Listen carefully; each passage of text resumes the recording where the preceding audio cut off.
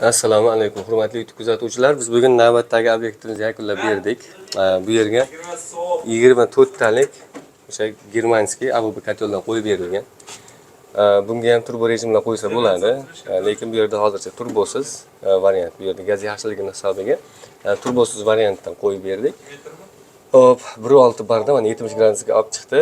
Biz o'sha shu yoqqandan keyin vaqtini ko'rganimizda 25 minutda 60 gradusdan o'tkazib berdi. O'sha 0 dan.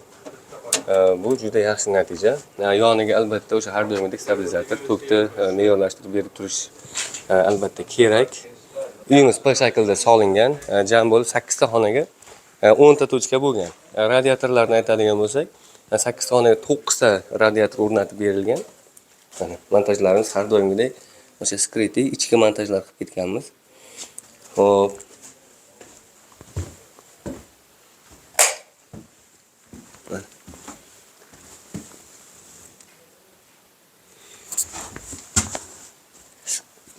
Yetmiş gradusga olib chiqdi, hozir qo'lni kuydiradigan darajada.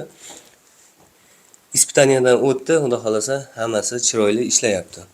Asosiysi uyda egalari xursand, xudo xolasa bu yil qishdan qiynalmay chiqib olishlari mumkin. Uyimizda umumiy kvadraturasini aytadigan bo'lsak 170 kvadrat atrofida.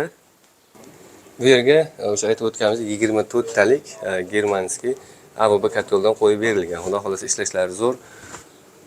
Uydagilarga topshirdik, ispitaniyadan yaxshi o'tdi hamma yo'g'i. Endi bu yerga ketgan xarajatlarni aytadigan bo'lsak, o'sha umumiy hisobda 10 ta tochka bo'lyapti, 9 ta radiator, bitta xona to'pli pol qilingan. Hammasi bo'lib usta haqqi, materiallari, kotyoli, umumiy rasxodi 25 million atrofida bo'lyapti. Uyda asosiysi uydagilarga ovora qilinmaydi, shu material oxirida pul sanashsa bo'ldi, materiallargacha o'zimiz olib kelib ishlarni bitirib beraveramiz.